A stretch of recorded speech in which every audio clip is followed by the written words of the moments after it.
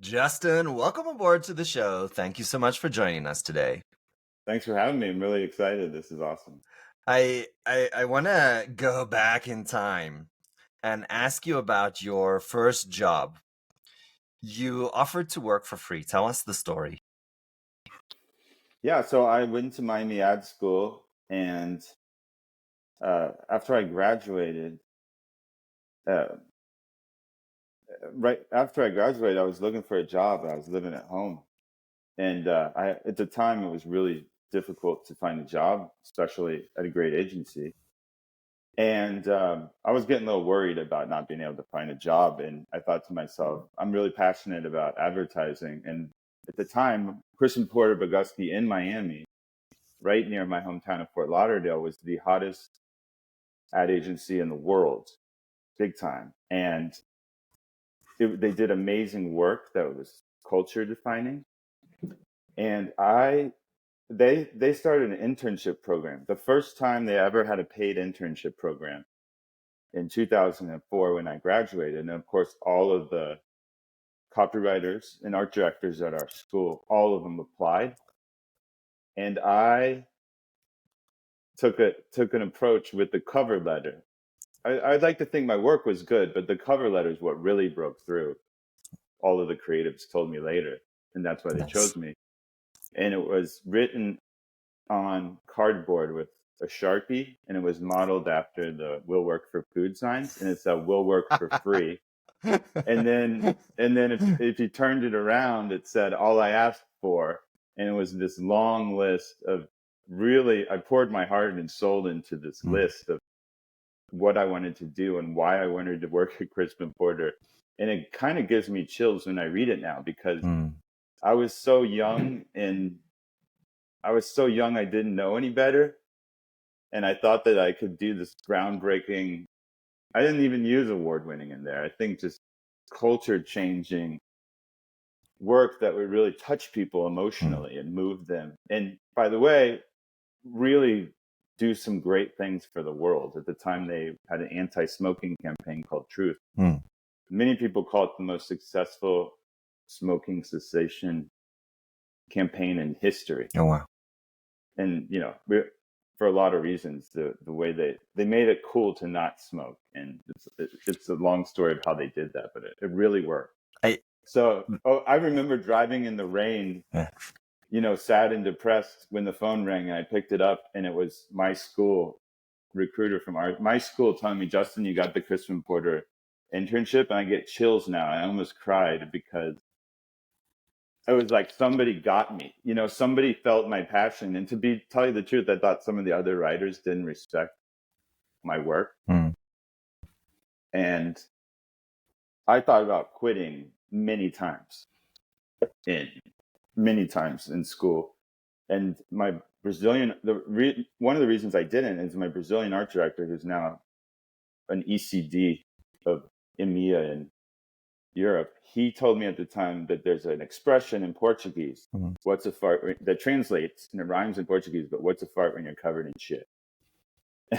And because I'd invested time and money into this school, and he told me that, I thought that makes some sense, so I stuck it out. So you joined this highly admired group of people. What did you find out to be that was not true about what you thought? What did you learn on your journey? I didn't know how competitive and cutthroat and backstabbing Mm, advertising was. There were people that had to lock. They told me as an intern, somebody really nice took me under their wing, and this person works at Lego as a global creative director now. But they took me under their wing and they talked quietly to me. And it said to hide my ideas because people will steal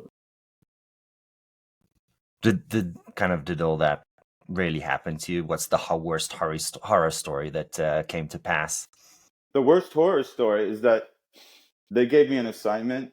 I haven't told this story to many people, but it's crazy. They gave me an assignment the first day to write a headline for a BK Big Fish sandwich. Mm, And the benefit of it is that it's bigger than the filet of fish from McDonald's. mm.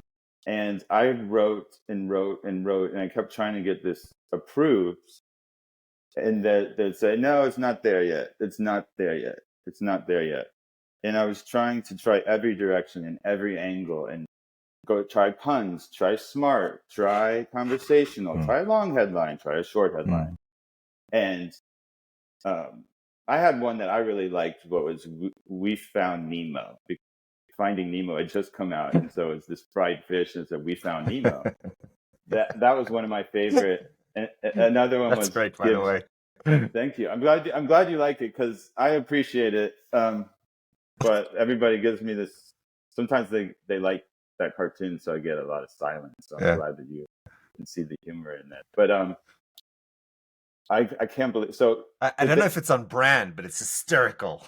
Yeah, well, that was my idea. Is I wanted to pitch stuff to get noticed and get a job as much as I did to sell stuff. I wanted them to laugh and be like, "Wow, you really pushed it too far," and reel me in. Yeah.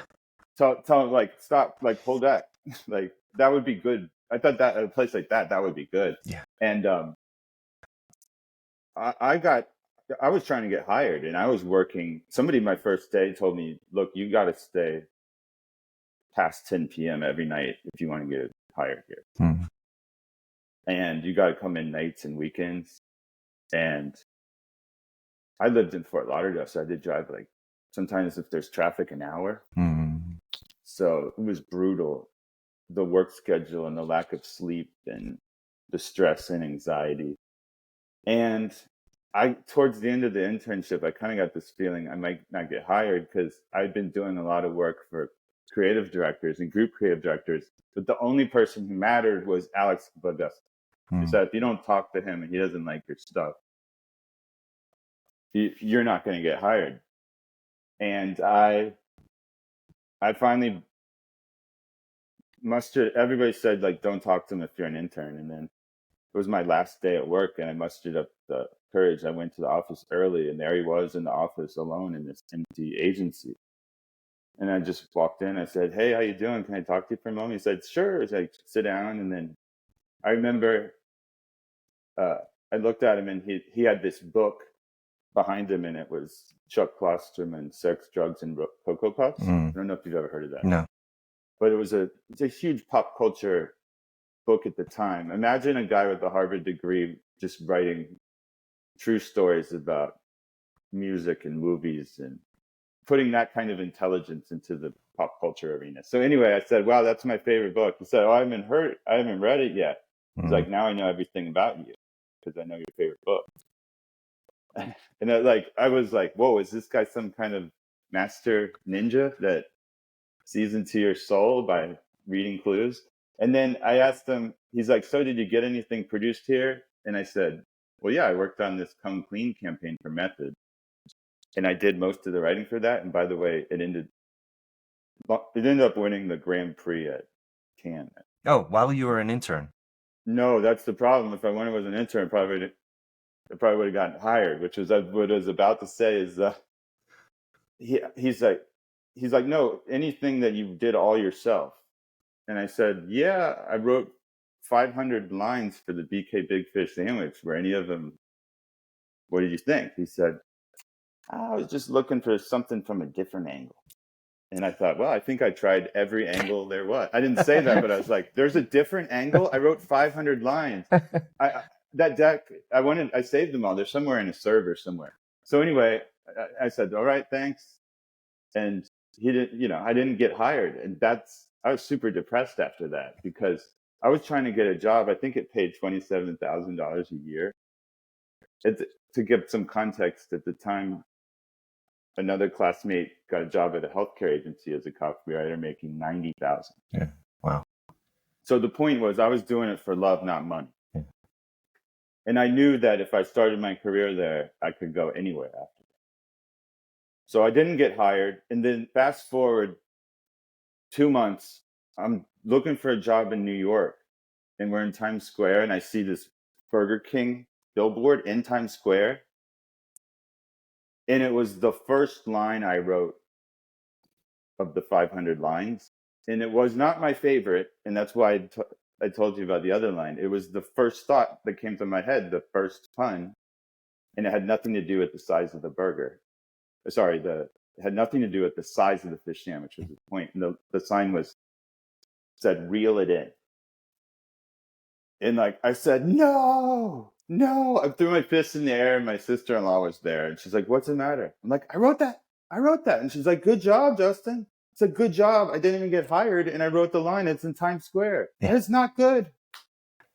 And I did got a bad line produced. Nobody credited me for it at the best agency in the world, and that somehow somebody sold that. And that's sort of inspires so many things I want to do at my agency, but I never want to have somebody else sell the creative's work because I have no idea what happened.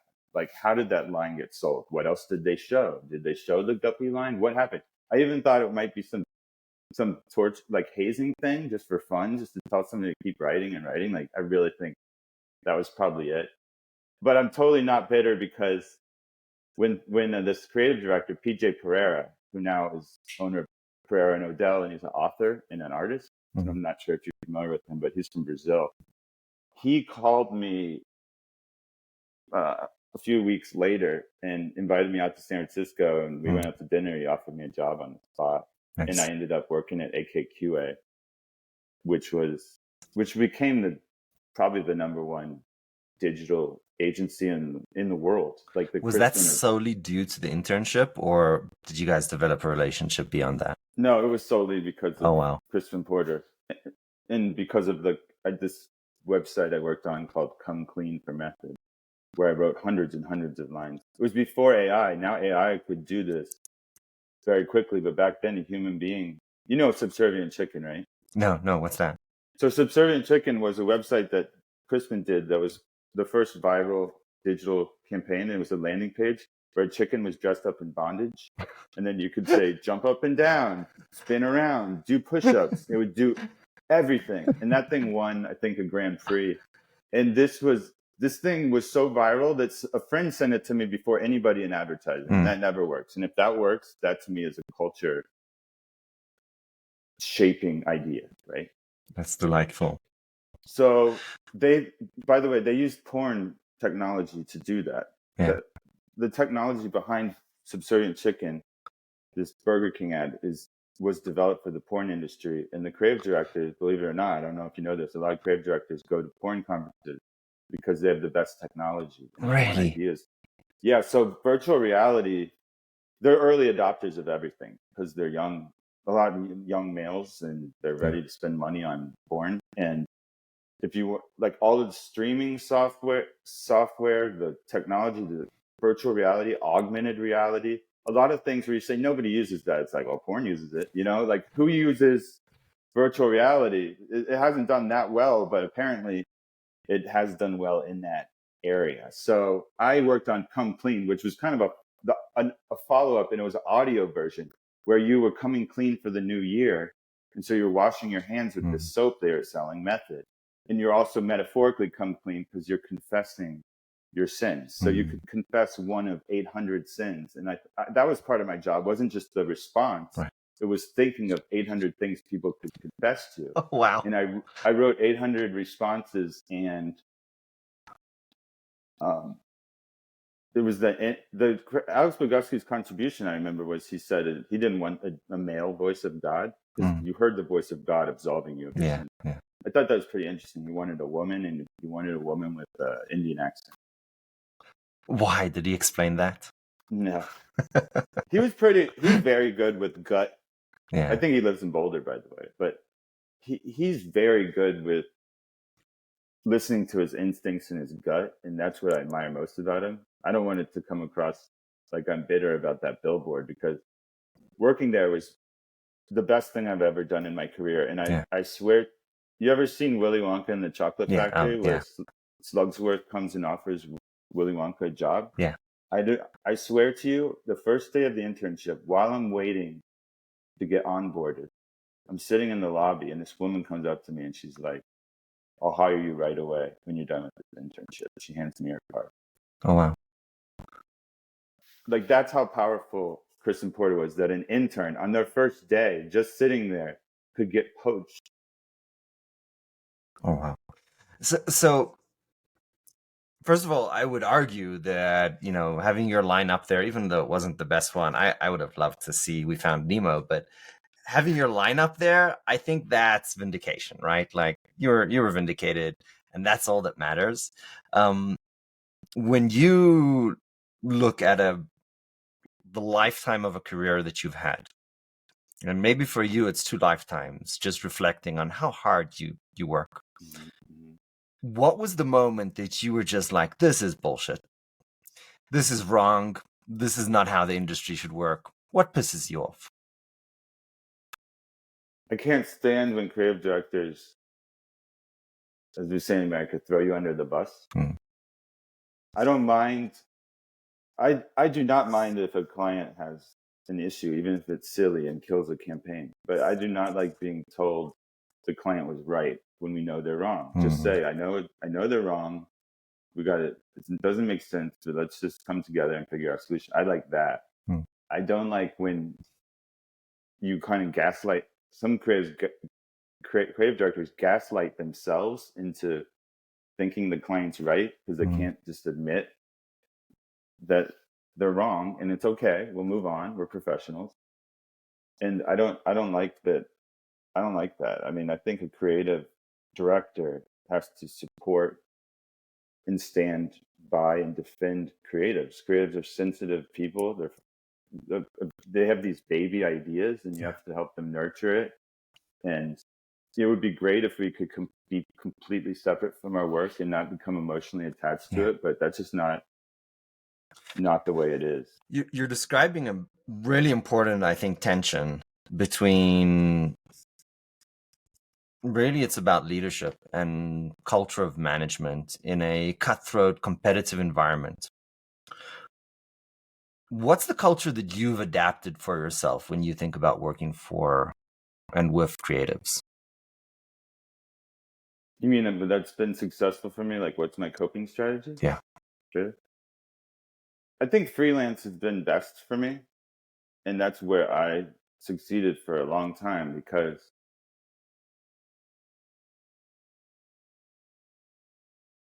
this may sound bizarre, but they respect freelancers' opinions more than a full timer because I think because they're paying you by the day, by the hour, and they want to get the value out of you. And when you're full time, they take you for granted because you're on the salary. They waste your time. They make you work weekends and nights when you shouldn't have to. They send you on wild goose chases just because you're around. If you're not busy, they'll just give you busy work. And as a freelancer, I've always been, I can't remember not being happy as a freelancer. In fact, when I was a full-time worker at this toxic agency, though, sweatshop, I remember freelancers would come in like smiling and happy and like showered. And I remember asking them, like, how do you like, and I would say to them, I said to one, I said, wow, you're so happy. What's going on? He's like, have you ever met a unhappy freelancer? I was like, no. And he's like, yeah, that's because when we're booked, we're happy. He's like, maybe when we're not booked, it's a different story. But every freelancer should be happy when they're at work because they got booked. So I think the creative directors in the agency doesn't take you for granted when you're a freelancer, and the freelancer doesn't take their job for granted. They're very thankful for the opportunity to have a job, at least for a day, right?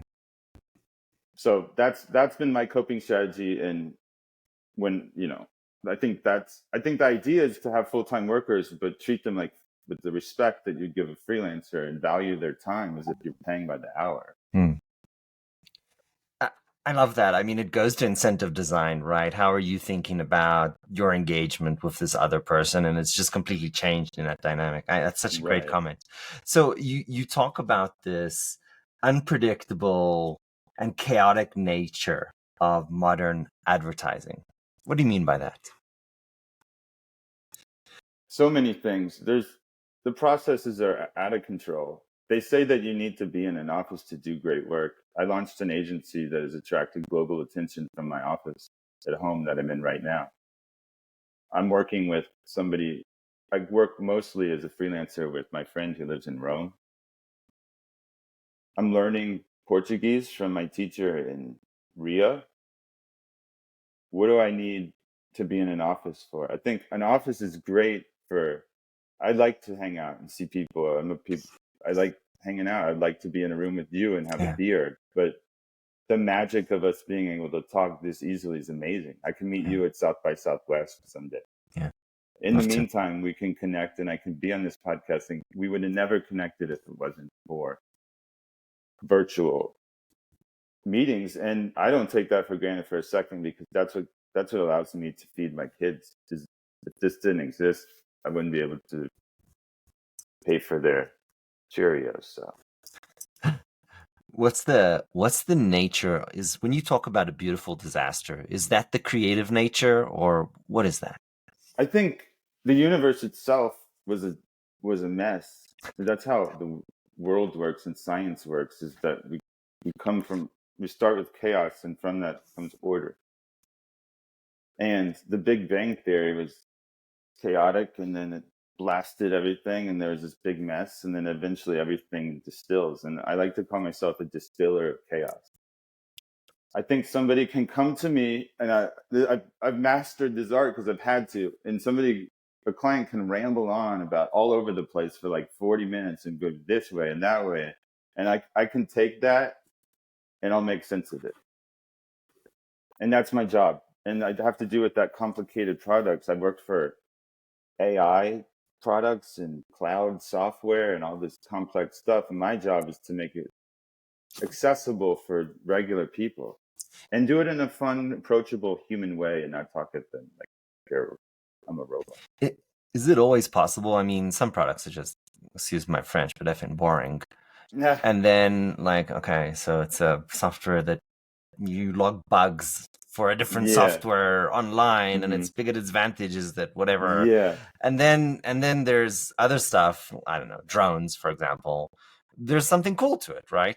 Yeah. But how do you work in that environment where you're just not energized from the product, the team, maybe the executive, the customers, like monotonia, speaking slowly. You Uh, just want to shake him by the shoulders and say, "Speak that's faster." funny. It's funny you say that, because I don't get frustrated by boring products. In fact, I embrace the challenge, and it's way more rewarding to do fun work when something's boring. I For love me, that. I'm the opposite, where I can't stand if somebody has a cool product and then they are boring and like to talk about it in a boring. Yeah. That frustrates the hell out of me, because there's so much potential. You got this cool product. Let's just talk about this thing in a cool way and sell a lot of it. By the way, side note, I think I want to clear up this notion that creatives don't care about making money, or don't care who sees it, or don't care that it becomes a market leader. There's nothing more rewarding than making a difference in sales and making money and seeing profits and seeing the value of the stock go up. And we love to see the data of it performing well. It's unfortunately, a lot of people just don't share it with us. They don't think we care. I can't stand it when people think that we like to do fun, wacky ideas just for the hell of it. I actually don't like when people say something, "Oh, that's clever," because I think they're implying that it's just fun, and they're not. Maybe maybe it's in my head, but I think they're not appreciating the money value of it. And that's what we do. We're not artists. We're advertisers. We're marketers. We like to make money and make art and marry them together. And that's what drives capitalism. As long as it's around, there will be people like us needed, right? I love the concept that and this is almost a philosophy, and I'm sure you teach this to your kids, but the philosophy that you're talking about here is rising to the challenge, is really what it is.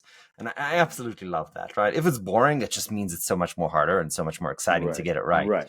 Mm-hmm, When mm-hmm. you talk about your kids, you wrote a line I thought was hysterical. And you said something on the lines of, oh, they want to be, I think it was soccer players or something, or pro athletes. Right. They just haven't figured out yet that they want to be creatives. Yeah. When you think about kind of child rearing, what are the big things that you want to pass to them? I want them. I tell them this all the time, and I told them this yesterday when we were driving to a soccer tournament. I told them that a lot of kids, their parents want them to be doctors or lawyers or inherit the family business. I said, me and your mom just want you to be happy. I said, if you can pursue any field you want. And I encourage you to not worry too much about the money, because if you don't worry about the money, you're going to be so passionate. You're going to be so happy.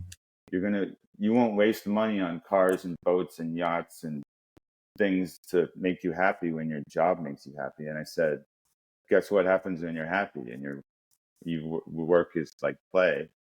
You're really good at it. I said, most of the time money follows. And I love it when a lot of times you can tell they're not listening or ignoring me, but I'm I a was dad too. looking and yeah, but you could tell when something's sinking in, and it's amazing. I didn't know you were a dad. So you get me. Yeah. 3? Yeah. Oh, wow. Amazing. So my daughter, she's 11. Just yesterday, we got her poetry book in pre-publish mode. So it's on Amazon for everybody to pre-purchase, and she's 11. Wow. I am the opposite of creative. She shows me her poems and she writes one every day. So she does an illustration and a poem every single day. And I look at it and I'm like, honey, I suck at this. Like, I'm a terrible judge of these kind of things. Like, I'll tell you if I like it or not, but like, I'm not the guy. But I am the guy who got her on Amazon and can connect her to people and do the the kind of digital stuff. So we got her pre-published. So That's awesome. She reminds me of myself, because I had an art director, a creative partner, and he said that in design school they have what's called a tonnage project, and they're referring to projects where it's a lot of volume. Yeah. And when you describe your daughter making something every single day, like a machine, like, but I don't force her, I don't make her do it, she just does it. Like it's almost like, and I'm like, honey, it doesn't have to be good, it doesn't have to be bad, but if you get your 10,000 hours and you do 10,000 of these, like, you're gonna slowly get awesome, right? And at the beginning her stuff was kind of like meh, okay, but it's starting to get consistently better to the level like I'm like, that's actually quite good. So that's amazing. it's you know what that reminds me of is in the pandemic part. I don't know, part of what kept me sane is I started writing country music songs every day. And I would write one. I don't Did they play start music. off as ironic? Some of them are some of them are, I would compare them to Shel Silverstein type thing. They definitely don't have the voice of what you'll find on my company website now. But they do have some of the humor. It's just more appropriate for a broader audience. And they don't have to be country songs. It's just, that's the way I think about lyrics. Is some of my favorite songs are country songs. And I love the stories and how there's they wrap I got like 3 directions that I'm gonna go here. I want to stay with the kids, but I also want to talk about country. Okay, so I think that for me personally, the most beautiful songs are ballads. So Nick Cave, country has a lot of that, right? Cat Stevens. I mean, there's a beauty to telling a story through song, which I think is a such a underappreciated art. I'm not sure everybody agrees with me on this one. And not for nothing, we're called Story Samurai, but this idea of telling good stories is something that I feel not only can change my life, but it can change other people's life and it can change the world. Storytelling builds empathy. It allows you to get in somebody else. You know that song "Fast Car" by Tracy Chapman? Yes, I love that. I love her. Yeah, it's an amazing song. And when I fell in love with that song and I connected with it, I think I was a 10-year-old white straight boy living in Fort Lauderdale, Florida. She's African American, lesbian woman, and it spoke to my soul. It spoke to everybody's soul. It did. And then when Luke Combs, I think it was the country singer, did his version of it, some people said, why, he's a white male, what right does he have to do this song? And I thought, and he's straight, and I thought, that's the beauty, that's such a tribute to Tracy Chapman, that it connected so deeply with all of us. And the song itself is about a woman who's working class or working at a grocery store. So the song itself isn't even about Tracy Chapman. It's about somebody else. So we're seeing the life and empathetic for this woman who Tracy Chapman wrote about. And that there's a there's a waitress at a diner, my favorite diner in Fort Lauderdale, and she tells me all the time, every time I see her, that I lived in San Francisco, and she said, I lived in San Francisco, and every time I see her, she says, me and my husband are going to move to San Francisco. Mm. It's the best city in the world. We're going to move there every time. And she's seems happy, but maybe I always think of that song Fast Car. Mm. Because I think sadly you're not moving to San Francisco because it just gets more expensive every day. I don't know. I don't want to get political, but I do believe that imitation is a form of flattery. I truly believe that. And I truly do believe that cultures should be shared. And when I say culture, I mean food, I mean music, and I mean language. And I think not sharing culture is a roadblock to people connecting with each other. Right. So I'm not a big fan of cancel culture and all those other stuff. Me either, and I'm glad that the controversy, it wasn't that big, and fortunately nobody got canceled, and I think they ended up performing together, and he was so gracious to her, and she was so gracious, and it was good to see her make a lot of money. She'd be on an award stage. She started performing again. I think she's a private person, and maybe it encouraged her to share her voice again, because obviously the world was hungry to hear it. Yeah, I actually love that when the celebs, so to speak, kind of live good, honest, private lives, and they're not kind of dependent on this addictive nature of the public. I don't know. It's like I see these celebs, and I'm like, oh, I love that he, she, whatever is like that. But I don't know. Maybe a lot of people say, "Oh, their husband, they're washed up," and it's like, no, they have a family and they're living at a ranch in Wyoming, and they're taking care of their kids, and they know that if they, maybe in 20 years they'll get back into entertainment, maybe they'll start a winery. Yeah. I mean, isn't that everybody's dream, right? To get to the fuck you position, if to quote The Gambler, and they did it. Like they did what everybody wants. I have to get back to the kids, right? I love the fact that it's about the money. It's about the happiness and not the money. You went over to the quote unquote dark side for a while, got a business degree. I actually started it. Funny enough, though, I got my business degree right after bachelor's, so that's unusual because most people get some work, get an MBA, and there's something to be said for being in the corporate world and working before getting an MBA.